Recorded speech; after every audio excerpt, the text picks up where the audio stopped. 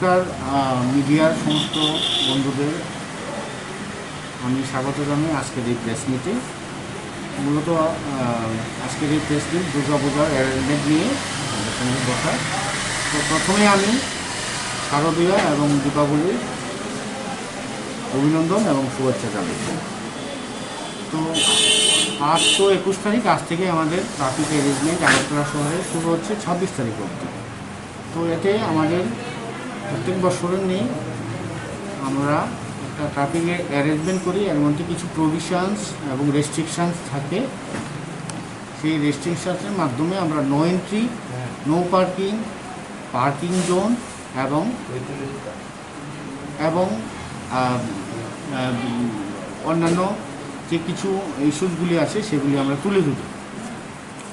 তো আজকে আপনাদের মাধ্যমে আমি জানাতে চাই, আগরতলা শহরে আমরা নো এন্ট্রি জোন আপনারা জানেন সময়টা হচ্ছে 5টা থেকে রাত্র 12টা অবধি সমস্ত ধরনের কমার্শিয়াল ভেহিকেলের জন্য আমরা আগরতলা শহরে আমাদের 10টি টার্মিনাল পয়েন্ট আছে, ওখানে আমরা সমস্ত কমার্শিয়াল ভেহিকেলকে আটকে দেব।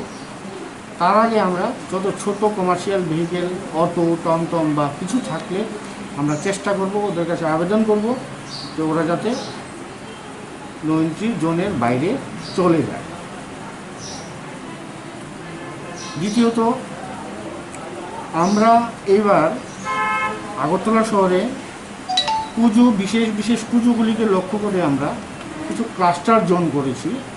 এই ক্লাস্টার জোনগুলিতে যে অত্যধিক ভিড় হয়, আপনারা জানেন কোভিড সিচুয়েশনে যে আমরা সবাই চাইছি একটা সামাজিক দূরত্ব বজায় রেখে একটা কাজটা যাতে সুচারুভাবে সম্পন্ন হতে পারে, সেটার দিকে লক্ষ্য রেখে আমরা কিছু ক্লাস্টার জোন করেছি। সেই সব জোনে আমরা টোটাল ড্রাই করার চেষ্টা করব।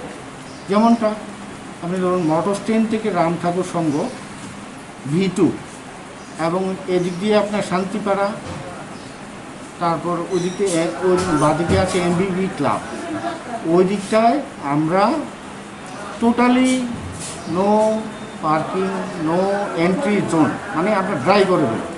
এবার তাহলে যারা দেখতে আসবেন পুজো বা যারা এই দিকটা যাবেন কী করে, তো আমাদের old motor stand, Kaman Chowmuhani, post office Chowmuhani থেকে শুরু করে ওই দিকটা রোডটা আমরা টোটালি খোলা রেখেছি। চন্দ্রপুর থেকে আপনারা যাতায়াত করতে পারবেন, কোনো সমস্যা হবে না।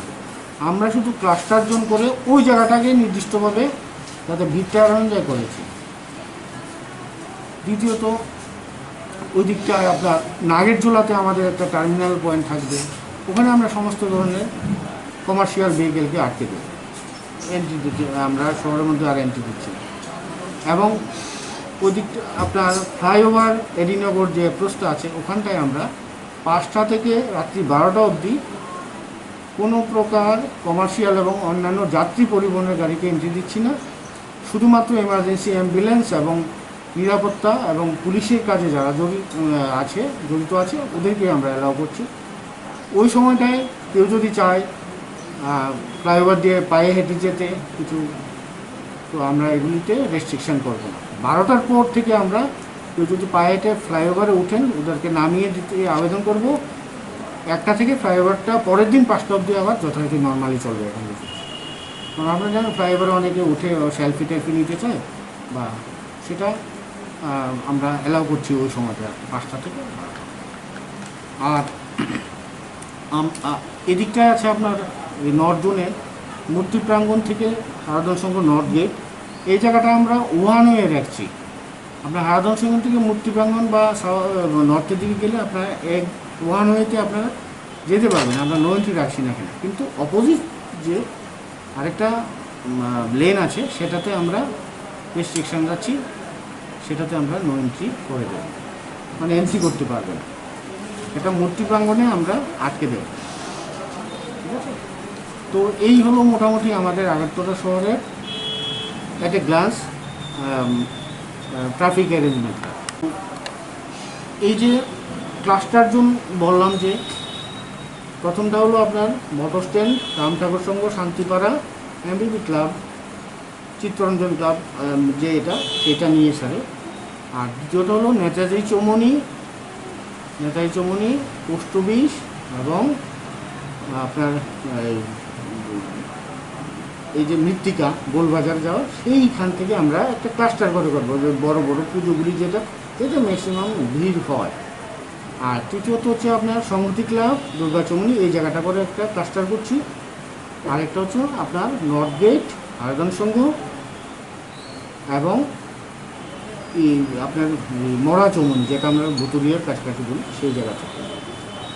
বাকি আপনাদের আরেকটা জায়গা আছে, সেটা হচ্ছে ভলকান ক্লাব। এই জায়গাটা একটু নো এন্ট্রি প্রভিশন থাকছে প্রত্যেক বছর, কিন্তু আমরা অভয়নগর থেকে সোজা মোটর স্ট্যান্ড যাওয়ার ক্ষেত্রে কোনো অসুবিধা হবে না। যারা যাবেন ভ্যালিড পাস নিয়ে, সেই জন্য আমাদের বোথ ওয়ে এটাতে খোলা আছে, এবং এমার্জেন্সি এবং গাড়ি সমস্ত বিপদ যে গাড়িগুলি আছে সেগুলি আমরা মুভমেন্ট করতে দেবো, কোনো অসুবিধে হবে না। তো সাংবাদিক বন্ধুদের জন্য আমরা রেখেছি, কারণ ইলেকট্রনিক মিডিয়া তো, যদিও প্রিন্ট মিডিয়া ওই সময় বন্ধ থাকে, কিন্তু ইলেকট্রনিক মিডিয়াটা যেহেতু চলে, সাংবাদিক বন্ধুদের এইটা আমি তো আগে বলেছি, আমাদের 10টি টার্মিনাল পয়েন্ট থাকবে। এই 10টি টার্মিনাল পয়েন্ট হচ্ছে আপনার নাগেরজোলা, তারপর চন্দ্রপুর, দুর্গা চৌমনি ব্রিজ, তারপর আপনার জিবি ক্যান্সার হসপিটালের পাশে, তারপরে চন্দ্রমোহন সেতু, যেটাকে আমরা সচিন সেতু বলি, ওখানেও থাকবে কমার্শিয়াল গাড়ি আটকানোর জন্য, সেটা মনে রাখবেন। গান্ধী স্কুল, তারপর পণ্ডিত নেহেরু অফিস কমপ্লেক্স, যেটা আমি নেহেরু পার্ক বললাম, তারপর আপনার তৃণমূলী club crossing, Akhaura road, fire service চৌমনির সঙ্গে, তারপর রাম ঠাকুর বয়েজ স্কুল, তারপর হলো প্রতাপগড় ব্রিজওয়ে।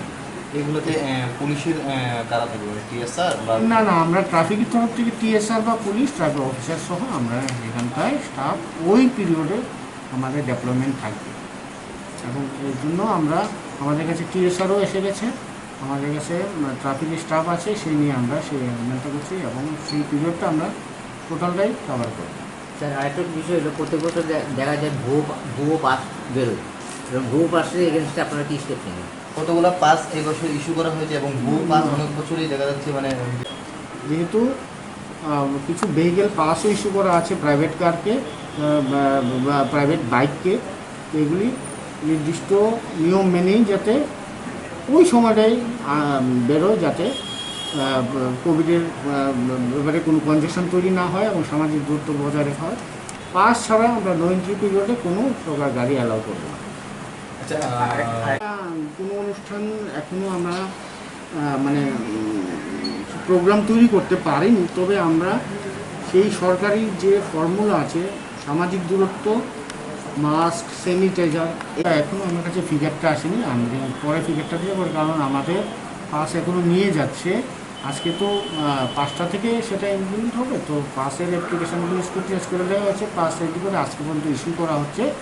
এগুলি আমরা আমাদের কাছে ফিগারটা আসলেই বলে দেবো। আর দ্বিতীয়ত ভুয়ো পাস যদি এমন আসে, আমরা সঙ্গে সঙ্গে ছিঁড়ে ফেলবো, এগুলিকে আমরা ক্যান্সেল করে দেবো।